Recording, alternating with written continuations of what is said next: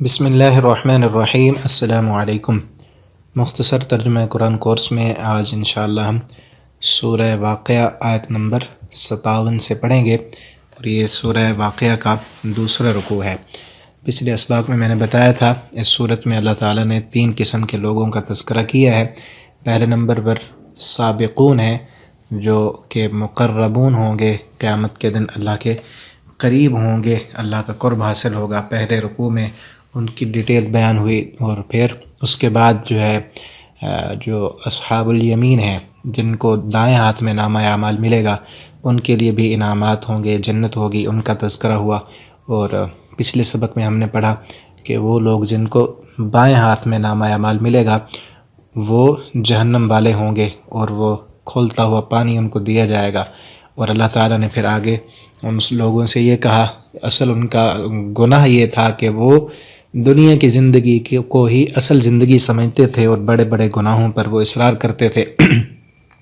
اور پھر یہاں سے پچھلے سبق میں نے کہا تھا کہ آگے اللہ تعالیٰ تھوڑا سا انداز بدل کر انسانوں کو سمجھانا چاہتے ہیں کہ انسانوں، تمہارا اس بات پر یقین کیوں نہیں بیٹھتا کہ ہم نے مر کر دوبارہ اٹھنا ہے اور اپنی اس زندگی کا حساب دینا ہے۔ اور وہی انداز بدلا، اور انداز سے اللہ تعالیٰ سمجھانا چاہتے ہیں۔ اللہ تعالیٰ کا یہ مشن اور یہ ارادہ ہے کہ میرے بندے جہنم سے بچ جائیں، کسی نہ کسی طریقے سے ان کو بات سمجھ آ جائے، اور دنیا میں یہ میرے فرمانبردار بن جائیں اور میری فرمانبرداری کریں، تاکہ یہ میری سزا سے اور عذاب سے بچیں۔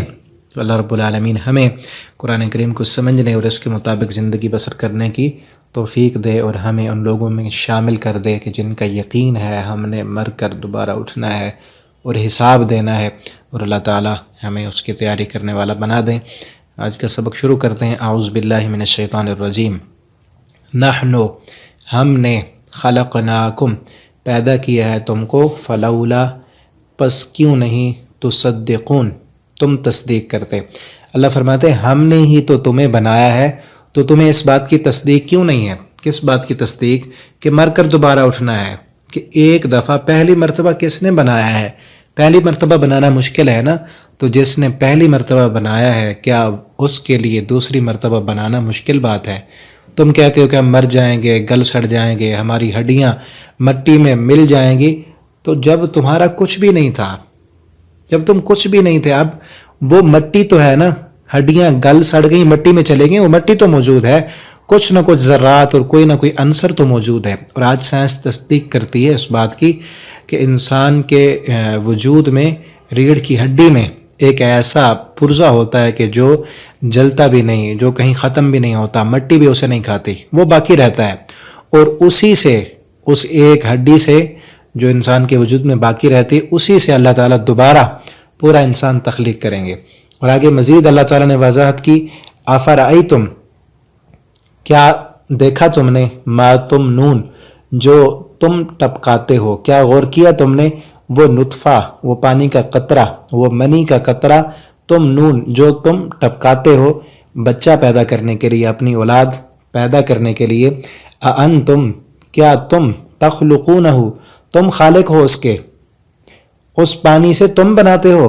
ماں کے پیٹ میں اگر ہم اس کو ٹھہرا ہی نہ، کون ہے جو ماں کے پیٹ میں، ماں کے رحم میں اس قطرے کو پہنچانے والا ہے، پھر اس کو وہاں قرار دینے والا ہے، وہاں ٹھہرانے والا ہے، پھر اس پانی سے پورا ایک انسان، پورا ایک بچہ، شکل و صورت اس کی تخلیق کرنے والا ہے۔ ام نحن الخالقون، یا خالق ہم ہیں؟ انسان اگر غور کرے نا اپنی پیدائش پر، اپنی تخلیق پر، کہ ایک پانی سے انسان بنانا، شکل و صورت بنانا، ہاتھ، پاؤں، پیر، آنکھیں، ناک، اور پورا جسم، اندر انسان کا نظام سارا، اور پھر ماں کے پیٹ میں 9 مہینے تک خوراک مہیا کرنا، یہ کتنا بڑا کمال ہے۔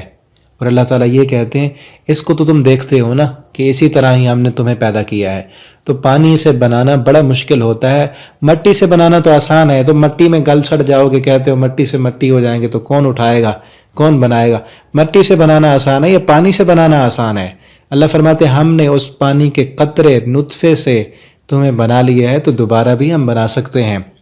آگے اللہ تعالیٰ نے فرمایا، اب ان آیات میں اگر آپ غور کریں نا، تو اللہ تعالیٰ کا بڑا ہی انداز جو ہے وہ بدل کر اس میں تبشیر بھی ہے، انسان کو تنذیر بھی، ڈرایا بھی گیا ہے، خوشخبری بھی دی گئی ہے، اور کئی طرح سے اللہ رب العالمین نے سمجھانے کی کوشش کی ہے۔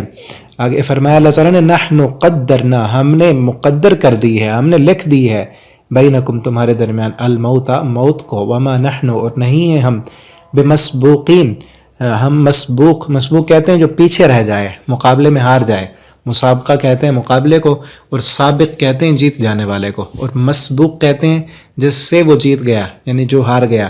اللہ فرماتے ہیں ہم ہارنے والے نہیں ہیں، ہم نے تمہارے درمیان موت مقرر کر دی ہے کہ یہ زندگی پیدا بھی ہم نے کیا پانی کے قطرے سے، اور پھر تمہیں بھرپور جوانی دے کر جتنا دیر ہم نے تمہیں دنیا میں رکھنا تھا اور اتنا دیر ہم نے رکھا، اس سے ایک لمحہ، ایک منٹ اور سیکنڈ بھی آگے پیچھے نہیں ہوگا۔ موت ہم نے مقدر کر دی، ہم ہارنے والے نہیں۔ اگر تم ہی کہتے ہو کہ سارا کریڈٹ ہمیں ہی آتا ہے، کہ ہم ہی سارا کچھ کرنے والے ہیں، تو تم اپنے آپ سے موت کو کیوں نہیں ہٹا لیتے؟ آگے انشاءاللہ ہم اگلے سبق میں پڑھیں گے۔